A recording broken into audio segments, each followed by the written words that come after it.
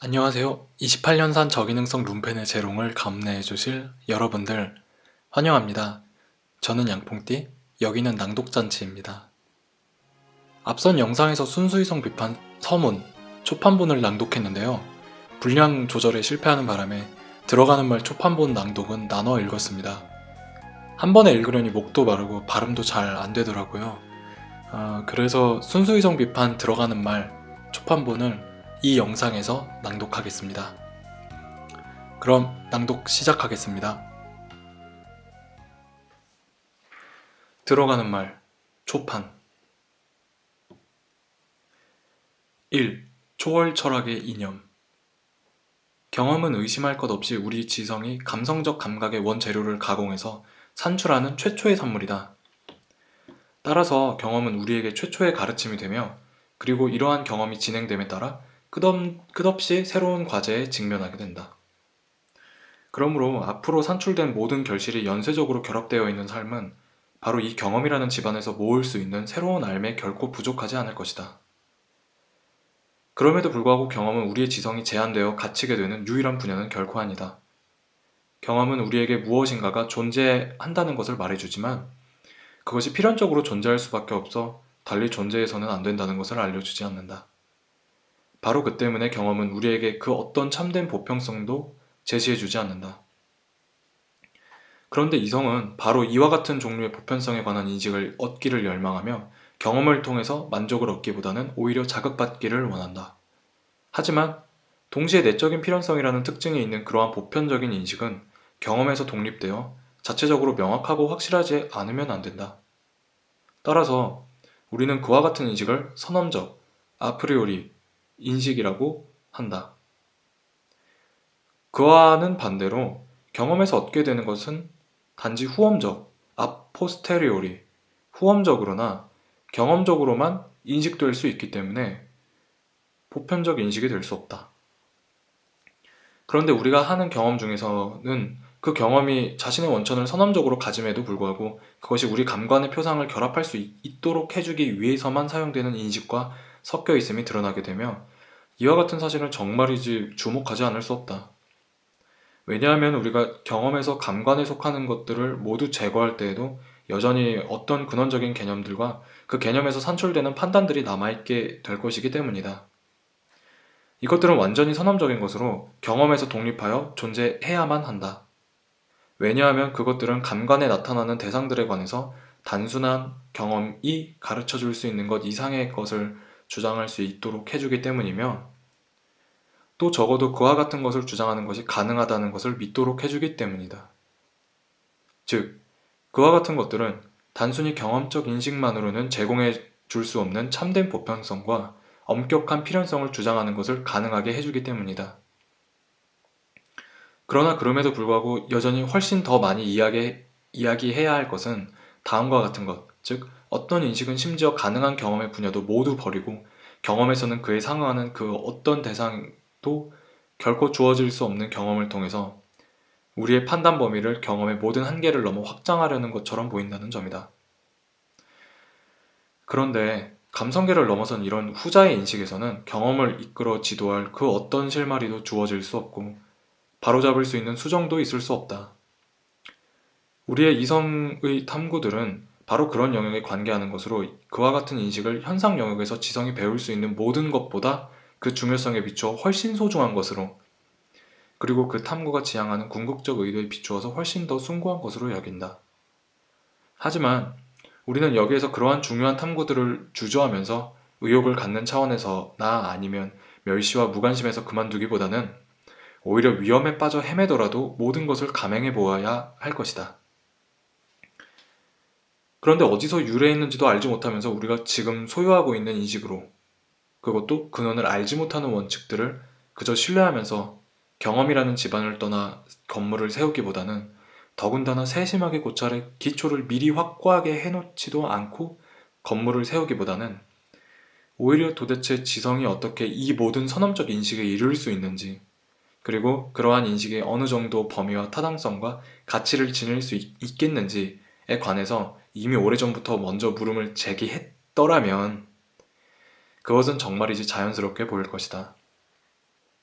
이와 같이 자연스럽다는 말 아래 그 말을 당연하고도 이치에 맞게 일어났어야 할 것을 의미하는 것으로 이해한다면 사실 이만큼 자연스러운 것도 없었을 것이다. 그러나 우리가 그러한 말을 일상적으로 일어나는 것을 의미하는 것으로 이해한다면 이러한 탐구가 오랜 시간 동안 나오지 않은 것이 너무나 자연스럽고 명백한 것이다.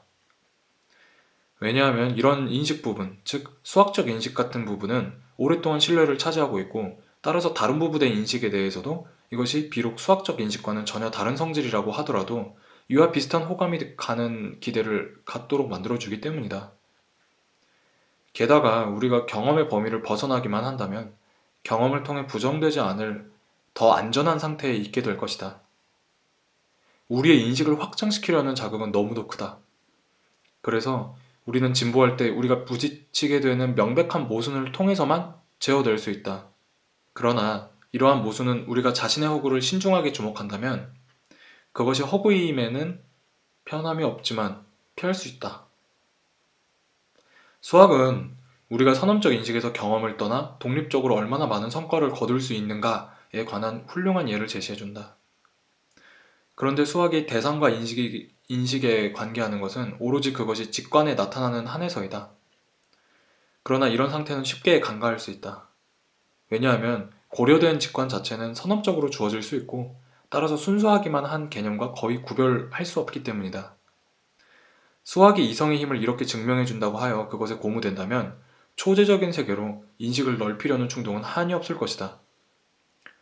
가벼운 비둘기는 공중을 자유롭게 비행하면서 공기의 저항을 느끼게 될 때 공기 저항이 없는 텅 빈 공간 속에서 훨씬 쉽게 날 수 있을 것이라고 상상할 수 있다. 그와 마찬가지로 플라톤도 감각의 세계가 지성을 너무나 많이 방해하기 때문에 이념의 날개에 기대어 감각의 세계 저편으로, 즉 순수 지성의 공허한 공간으로 감히 뛰어들고자 했던 것이다. 그러나 그는 자신의 이러한 노력으로 앞으로 나아갈 아무런 방도도 찾지 못했음을 깨닫지 못했다.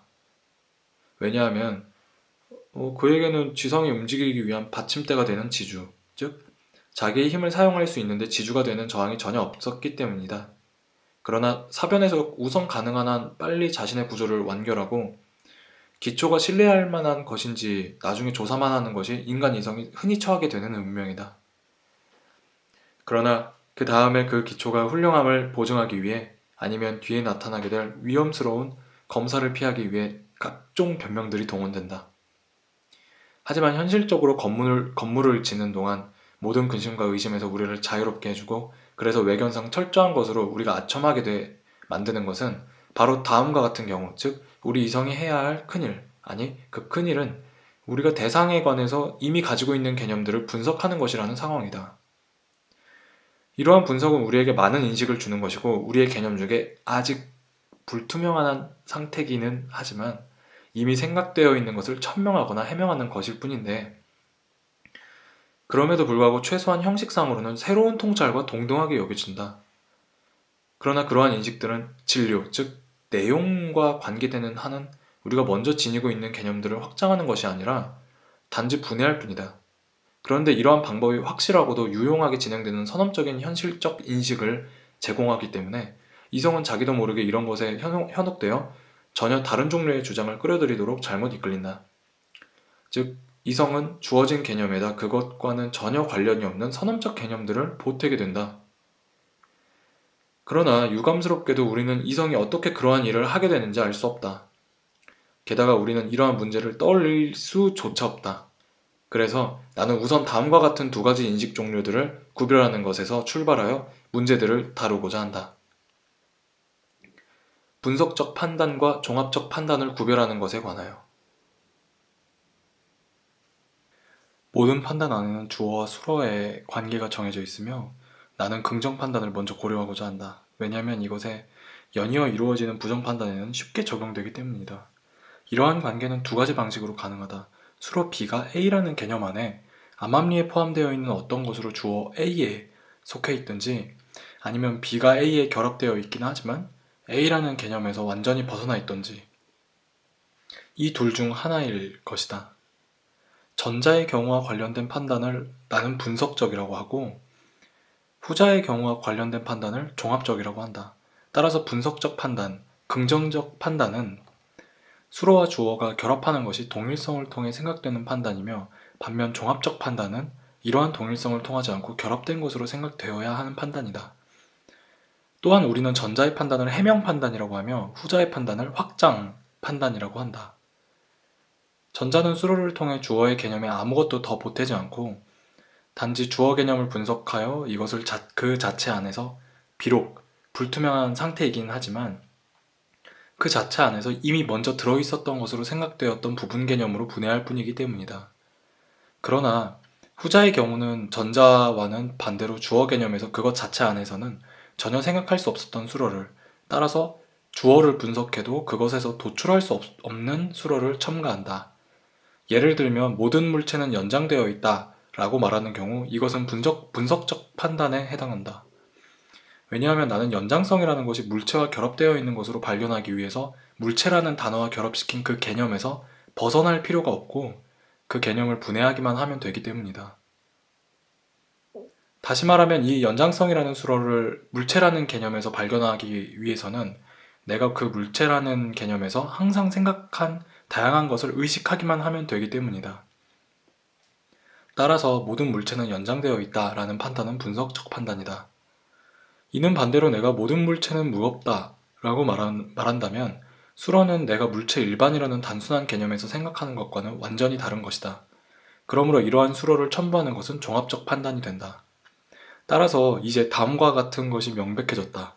1. 분석적 판단을 통해서는 우리의 인식이 전혀 확장되지 않으며 내가 이미 갖고 있는 개념이 분해되어 내가 이해할 수 있게 된다. 2. 종합적 판단에서는 내가 주어 개념 외에 다른 어떤 X를 가져야 하고 지성은 주어 개념 안에 놓여있지 않은 수로를 주어 개념에 속하는 것으로 인식하기 위해 바로 이 X, 어떤 것에 의지하고 있다. 따라서 경험적 판단 또는 경험 판단의 경우에는 전혀 어려움이 없다. 왜냐하면 이 X는 단지 경험의 일부가 되어 있는 A를 통해 완전히 내가 생각한 대상을 경험한 것이기 때문이다. 사실 나는 물체 일반이라는 개념 안에 무겁다는 수로 개념을 포함시키지 않는다고 할지라도 물체라는 개념은 경험의 부분임을 통하여 완전히 경험적으로 나타날 수 있고, 따라서 나는 이 동일한 경험의 다른 부분들도 이 부분에 속하는 것으로 물체의 개념에 첨가할 수 있다. 나는 물체라는 개념을 바로 이 개념 안에서 완전히 생각할 수 있는 연장성, 불가침입성, 형태 등등의 표징을 통해 미리 분석적으로 인식할 수 있다. 하지만 이제야 나는 나의 인식을 확장한다. 따라서 물체라는 개념을 도출할 수 있었던 나 자신의 경험 전체를 내가 되돌아봄으로써 이미 앞서 기술한 표징들의 무거움이라는 것도 항상 결합되어 있음을 발견한다. 따라서 그것은 A라는 개념 바깥에 놓여있는 저 X를 경험하는 것이며 바로 이 경험에 기초하여 무거움이라는 B 수로가 A 개념과 종합될 수 있게 된다. 그러나 선험적 종합 판단에서는 경험이라는 보조수단이 완전히 결핍되어 있다. B 개념을 A 개념과 결합되어 있는 것으로 인식하기 위하여 내가 A 개념 바깥으로 나가야 할 때 내가 의존하는 것은 무엇이며 종합할 수 있도록 도와줄 수 있는 것은 무엇인가? 여기에서 나는 경험의 분야에서 그와 같은 것을 찾을 수 있는 그 어떤 이점도 지니고 있지 못하다. 발생하는 것은 모두 그 자체의 원인이 있다는 명제를 택해보자. 발생하는 것에 관한 개념에서 시간이 먼저 앞서게 된 하나의 현존재를 생각하게 되고 거기로부터 분석적 판단이 도출될 수 있다. 그러나 원인이라는 개념은 발생한 것과는 다른 어떤 것을 나타내며 발생한 것에 관한 표상에는 전혀 포함되어 있지 않다. 그렇다면 나는 어떻게 일반적으로 발생하는 것에서 그것과는 완전히 다른 어떤 것을 말할 수 있게 되며 비록 원인이라는 개념이 발생이라는 개념에 포함되어 있지 않음에도 불구하고 그것을 발생 개념에 속하는 것으로서 인식할 수 있게 되는가? 지성이 발생하는 A 개념 바깥에서 이것과는 다르면서도 동시에 마치 이것에 연결되어 있는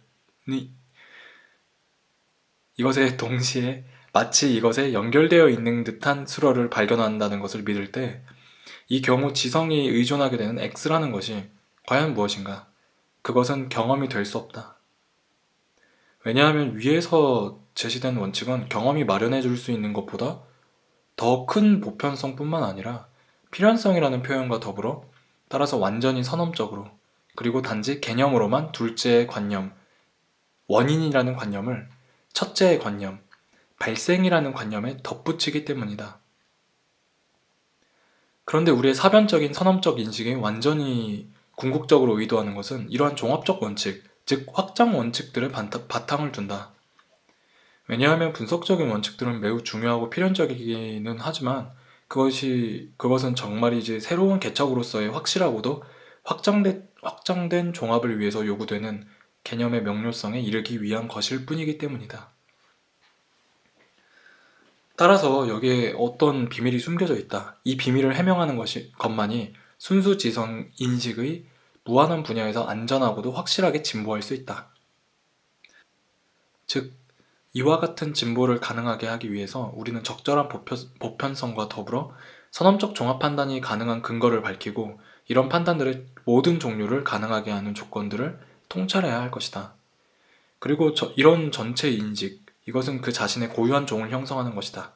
이 전체 인식을 날림으로 윤곽만 그려내는 것이 아니라 그것의 원초적인 근원, 구분, 범위, 한계에 의거하여 하나의 체계 속에서 완전하고도 어떤 경우라도 충분히 사용할 수 있도록 규정해야 할 것이다. 종합 판단 자체가 지니고 있는 고유한 점에 관해서는 우선 이 정도로 해두고자 한다. 이 모든 것을 고려하는 것에서 이제 순수이성 비판에 이바지할 수 있는 하나의 특별한 학문이라는 이념이 생기게 된다. 그 어떤 낯선 것과도 섞여 있지 않은 그와 같은 인식이 순수하다고 일컬어진다. 그러나 하나의 인식은 그것의 어떠한 경험도 감각도 전혀 섞여 있지 않고 따라서 완전히 선험적으로만 가능한 경우 순수하다고 명명된다. 그런데 이성은 선험적인 인식의 원리를 주는 능력이다. 따라서 순수이성은 오로지 선험적으로만 어떤 것을 인식하는 원리를 포함하는 그와 같은 것이다. 순수이성의 기관은 선험적인 순수한 인식을 모두 획득할 수 있게 해주고 현실적으로 성립되도록 해주는 원칙을 총괄한다. 이러한 기관을 주도적으로 적용하면 그것은 순수이성의 체계를 마련해주게 될 것이다. 그러나 이러한 일에는 매우 큰 노력이 필요하기 때문에 그리고 우리의 인식을 이렇게 확장하는 것이 과연 가능한 것인지 또 가능하다면 어떤 경우에 가능한 것인지는 여전히 의심스러운 상태이기 때문에 우리는 순수이성과 그것의 원천과 한계들을 단순히 조사하는 학문을 순수이성의 체계에 대한 예비학으로 간주할 수 있다. 그러한 학문은 순수이성의 이론적 학설이 아니라 단지 순수이성을 비판하는 것으로 불려야 할 것이다. 그리고 그러한 비판의 유용성은 우리의 인식을 확장하는 것이 아니라 단지 우리의 이성을 정화시키는 데 이바지하는 그야말로 소극적인 차원에 머물러야 할 것이다. 즉, 이러한 비판은 이성을 그 과오에서 벗어나 자유롭게 하는 것이며 그렇게 되면 이와 같은 작업은 이미 매우 많은 소득을 올리는 셈이 될 것이다. 나는 대상보다는 대상 일반에 관한 우리의 선험적 개념에 종사하는 모든 인식을 초월적이라고 명명한다. 그러한 개념체계는 바로 초월 철학, Transcendental Philosophy 이라 불릴 것이다. 그러나 이러한 초월 철학은 시작하는 이 단계에서는 역시 너무 부담이 되는 과제이다. 왜냐하면 그러한 학문은 분석적 인식뿐만 아니라 선험적 종합 인식도 완전히 포함해야 하고 그래서 우리가 의도하는 것과 관련해서만 볼 때 너무나 광범위한 범위를 포함해야 하기 때문이다.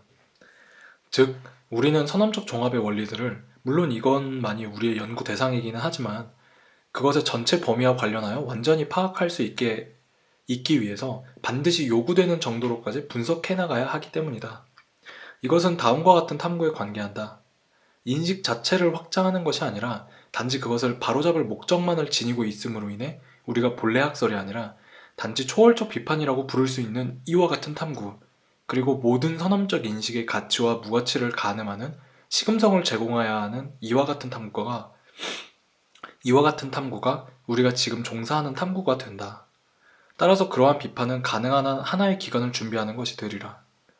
그리고 비록 이와 같은 기관을 마련하는 것이 성공적이지 못하다 하더라도 적어도 그러한 것을 준비하는 데 규준은 될 것이다.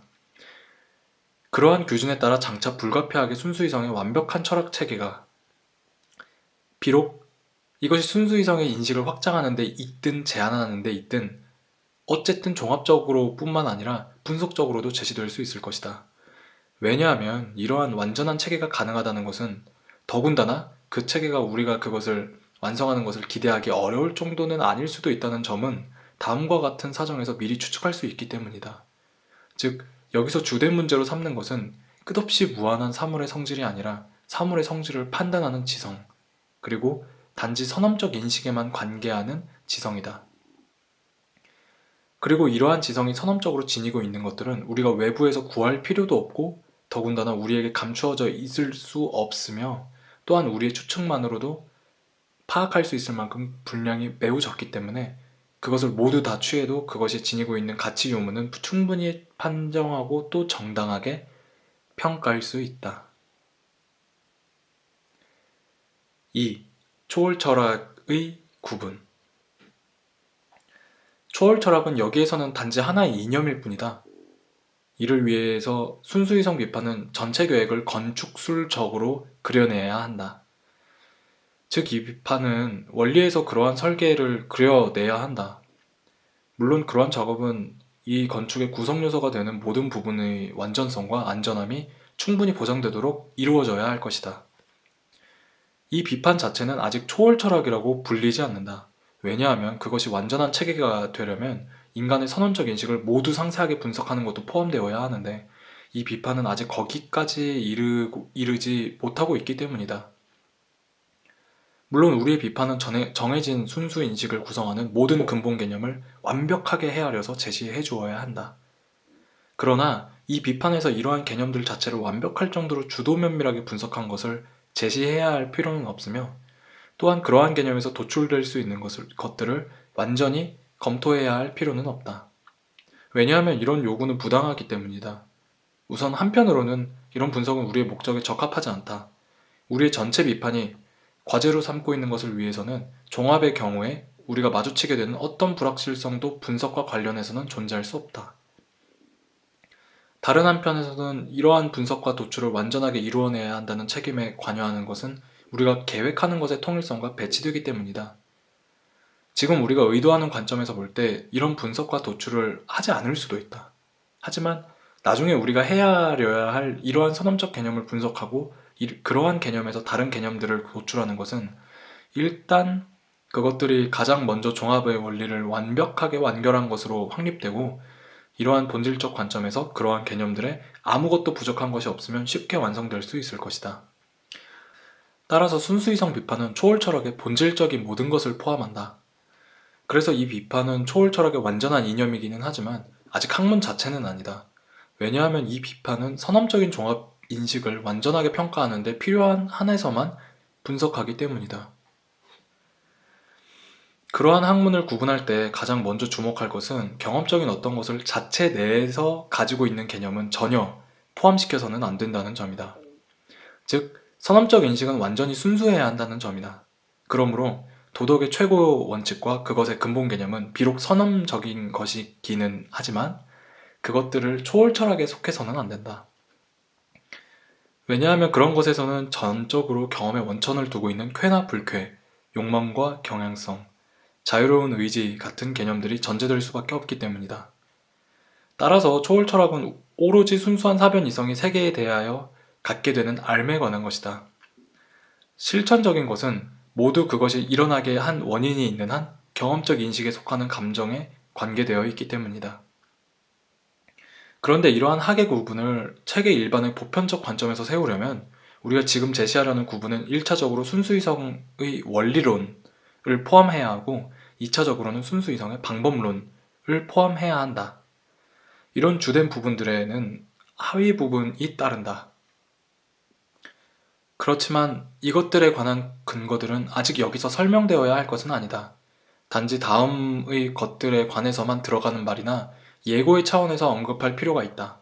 즉, 이 단계에서는 인간의 인식에 두 개의 줄기가 있고 그리고 이 줄기는 하나의 공통된 뿌리를 지니고 있지만 우리에게는 알려지지 않은 뿌리에서 나온다는 것만을 언급하기만 하면 된다. 다시 말하면 여기에서는 감성과 지성이 존재한다는 것만 언급되면 된다. 전자를 통해서 우리에게 대상이 주어지지만 후자를 통해서는 대상이 사유된다. 그런데 감성은 대상이 우리에게 주어지는 조건들을 형성한다는 선언적 표상을 포함하고 있는 한 그것들은 초월 철학에 속한다. 초월적 감성론은 원리론의 제1부에 속해야 한다. 왜냐하면 인간 인식의 대상이 주어지는 조건은 인식의 대상을 생각하게 해주는 조건보다 앞서기 때문이다. 네, 여기까지가 순수이성 비판 들어가는 말 초판본이었습니다. 네, 오늘 낭독을 들어주셔서 정말 감사합니다. 지금까지 저는 양뽕띠, 여기는 낭독잔치였습니다. 감사합니다. 또 봬요.